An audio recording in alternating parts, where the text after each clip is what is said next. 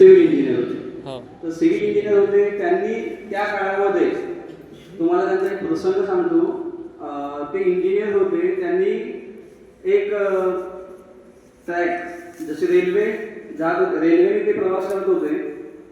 रेल्वेने प्रवास करत असताना त्यांना गाठ झोप लागली आणि मग झोपेमध्येच त्यांना त्या ट्रेनचे जे रूट असतात माहिती आहे तुम्हाला, तर ते त्यांना कंपनावरून समजलं की समोरून जो आपला रेल्वेचा जो रूट आहे तो कुठेतरी ब्रेक झालेला आहे. त्यांनी चैन खेचली. त्यांना तिथले जे आपले लोको पायलट राहतात त्यांनी त्यांना थांबवलं. तुम्ही चैन का बरं खेचली? तर त्यांनी म्हटलं की समोरून रेल्वेचा जो रूट मॅप आहे तो ब्रेक झालेला आहे. तर त्यांनी असं होऊ शकत नाही, असं तसं त्यांना पोलीस कंप्लेंट हे ते सर्व कारवाई केल्या. परंतु समोर त्यांनी सांगितले की एवढ्या डिस्टन्सवर तो रोड मॅप ब्रेक झालेला आहे. तर खरंच हे तुम्हाला कसं माहिती? तर त्यांनी सांगितलं की मी झोपेत असताना मला त्या कंपनावरून त्यांना समजलं की जे आपण जे व्हायब्रेट होते व्हायब्रेशन माहिती तुम्हाला, जसं रेल्वेने जात होतं झुक झुक झुक झुक माहिती तुम्हाला, तर त्याचप्रमाणे त्यांना कंपनावरून त्यांना समजलं की समोरून आपला जो रोड मॅप आहे तो ब्रेक झालेला आहे. तर त्यांना म्हणजे आपल्याला ते असे आपल्या भारताचे पहिले इंजिनियर होते. तर आपल्या कल्पनाशक्तीला प्रत्यक्षात उतरवणे हे मेन उद्दिष्ट आपल्या इंजिनियरचं असलं पाहिजे. जसं आता मसे सरांनी तुम्हाला खूप चांगलं मार्गदर्शन केलं. पण आता आपण ज्या गोष्टी आहेत आपण त्या प्रॅक्टिकल इम्प्लिमेंटेशनवर विचार करायचा आहे. आतापर्यंत आपण जे इंजिनियर बनत होते आपण थेरॉटिकल ज्या कन्सेप्ट आहेत त्यांना आपण प्रॅक्टिकली इम्प्लिमेंट करून आपण समोर आपल्या कॉलेजमध्ये आता जो प्रोजेक्ट कॉम्पिटिशन एक्झिबिशन सिव्हिल डिपार्टमेंटने खूप चांगली तयारी करून तो करण्यात आलेला होता. त्याच्यामध्ये आपल्या विद्यार्थ्यांच्या ज्या कल्पना दिसल्या प्रॅक्टिकली जे ऑलरेडी कोणत्या याच्यामध्ये झालेलं आहे, जे आता सिव्हिल डिपार्टमेंटने एक कोणता ब्रिज बनवला होता, डबल डेकर ब्रिज बनवला होता. त्या डबल डेकर ब्रिज मध्ये तोच एक कन्सेप्ट होता की खाली एक नदी होती. नदीवरून आपल्या एक रेल्वेचा रूट ट्रॅक होता आणि दुसरा त्याच्यावरून ओव्हरब्रिज बनवला होता. असं एक कन्सेप्ट. तर ह्या प्रॅक्टिकली करणे आपण थेरॉटिकल कन्सेप्ट आता मॅक्झिमम विद्यार्थी जे असतात थेरॉटिकली विचार करतात असं केलं तर असं होईल. पण आपण इंजिनियर्स आहोत, आपण ते प्रॅक्टिकली इम्प्लिमेंटेशन करतो. तर आपल्या सगळ्या विद्यार्थ्यांना जसं आता बिल्डिंग बनवायची आहे बघितल्यानंतर आता फर्स्ट इयरला ग्राफिक्स सब्जेक्ट नाहीये, नाहीतर ग्राफिक्स होता त्याच्यात आहे पण जो पेपर होता आधी तो पेपर नाहीये. पेपर असतं तर तुम्हाला माहित पडलं असं सिव्हिल मध्ये आपण वर असो तर खालची बॉडी कशी दिसते. तुम्ही जो स्ट्रक्चर बनवता तर तिन्ही साईडनी तर अशा टाईपचं सिव्हिल इंजिनियर करतात.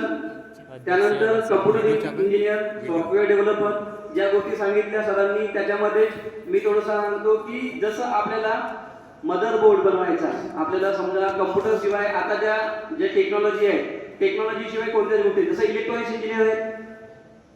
विदाउट लाईट आपण बिल्डिंग बनवली, आमच्याकडे पॉवरच नाहीये, तुम्ही जगू शकता का आजच्या दिवसात? आजच्या डे मध्ये जगणं कठीण आहे. आपण म्हटलं की मी घर बनवलं, पहिले काय होतं आपल्या तीनच मुख्य गरजा होत्या, अन्न वस्त्र निवारा. त्याच्यामध्ये चौथी ऍड झाली मोबाईल. झाली आहे की नाही? आता आपल्याकडे मोबाईल नाही. आपल्याकडे आता तुम्ही एखाद्या विद्यार्थ्याला ज्याला हॅबिट आहे मोबाईलची ऍक्सेसची सगळ्या गोष्टीची त्याला एखाद्या ठिकाणी न्या. आता माझी छोटीशी मुलगी आहे, प्रॅक्टिकल एक्झाम्पल. आता मी इथं आहे, माझ्या मुलीला तिथं बसलं, मोबाईल दिला बसली. मोबाईल आहे, मोबाईल फक्त मोबाईल दिला तिचा नेट बंद होऊ द्या, मोबाईल क्रिकेट आहे की नाही? मोबाईलचं नेट बंद होऊ द्या, मोबाईलचं नेट बंद झालं काय होते?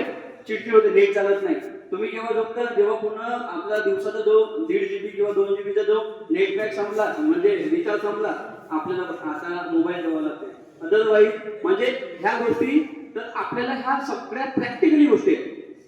तर कोणत्याही गोष्टी आपल्याला आपण इंजिनियर्स आहोत, आपल्याला आपल्या प्रत्यक्षात उतरावं लागतील. आपले विजन आणि मिशन, आपल्या कॉलेजचं विजन मिशन माहिती आहे तुम्हाला? माहित आहे का? कॉलेजचा सुद्धा डिपार्टमेंटचा सिव्हिल डिपार्टमेंटचा विजन मिशन तुमच्या प्रत्येक बोर्डवर लागलेला होता. वर बघा इलेक्ट्रॉनिक्सचा विजन मिशन आहे. कम्प्युटरचा आहे. तर आपलं विजन आणि मिशन दोन्ही क्लिअर पाहिजे. मला काय करायचं आहे आणि मला काय करायचं आहे हे विजन असलं तरी मला ते कळण्यासाठी, आपलं ते मिशन कंप्लीट करण्यासाठी मी काय काय करू शकतो, तर ते पूर्णपणे कराल तरच तुम्ही तुमच्या लाईफमध्ये सक्सेस व्हाल. आणि आपल्या इंजिनियर डेच्या दिवशी मी तुम्हाला एवढं सांगतो की तुम्ही जे फर्स्ट इयरला ऍडमिशन असतील त्यांनी 3 वर्षात आपला डिप्लोमा, पहिला एक एम ठेवायचा की माझा 3 वर्षामध्ये डिप्लोमा कंप्लीट झाला पाहिजे. आणि जे सेकंड इयरला ज्यांनी डायरेक्ट सेकंड इयरला गेले असतील, जे फायनल इयरला असतील, त्यांनी एकच उद्देश डोक्यामध्ये फिक्स करा, माझं या वर्षी माझा डिप्लोमा कंप्लीट झाला पाहिजे, नो बॅकलॉग. जे 5th सेमेस्टरला असतील, माझा कोणत्याच पद्धतीचा एकही सब्जेक्ट बॅक आला नाही पाहिजे. तेव्हाच तुम्ही सक्सेसफुल इंजिनियर बनू शकता. कारण की आपण कॅम्पस प्लेसमेंटकडे भर देत आहोत. आपण आपल्याकडे कॅम्पस आणलो तर त्याच्यामध्ये काय होते, प्रत्येक कंपनी, ज्या मोठ्या कंपन्या आपण विचार करतो, जसं यावेळेस आपण सीए टायर्सचं कॅम्पस केलं होतं, ठीक आहे, कम्प्युटर डिपार्टमेंटसाठी आणि सिव्हिल डिपार्टमेंटसाठी. यावर्षी तुमचं फायनल इयर व्हायच्या आधी मी तुम्हाला शब्द देतो, तुमचं फायनल इयरचं रिझल्ट यायच्या आधी आपल्या कॉलेजमध्ये 3 विभागासाठी मी कॅम्पस प्लेसमेंटचं अरेंजमेंट करणार. आणि यावर्षी प्रत्येक डिपार्टमेंटला 40+ विद्यार्थी आहेत फायनल इयरला. तुम्ही 40+ विद्यार्थी, काय होत आहे, आपण सगळ्या साईडने आपण प्रयत्न करतो, परंतु तुमच्याकडून इनिशिएटिव्ह पाहिजे मला. तुम्ही आपला डिप्लोमा 5th सेमेस्टरमध्ये मला 100% रिझल्ट असेल तर 6th सेमेस्टरमध्ये आपण कंपनी आणली तर तुमचा तो 5th सेमेस्टरचा रिझल्ट गृहीत धरला नाही. तो 5th सेमेस्टरचा रिझल्ट तुमचा क्लिअर असेल तर तुम्हाला समोर कोणत्याच गोष्टीला प्रॉब्लेम जाणार नाही, ठीक आहे. तर तुम्ही तुमचं विजन आणि मिशन क्लिअर करा आणि तुम्ही तुमच्या लाईफमध्ये सक्सेसफुल इंजिनियर बना, एवढी सदिच्छा व्यक्त करतो आणि शब्दाला विराम देतो. धन्यवाद.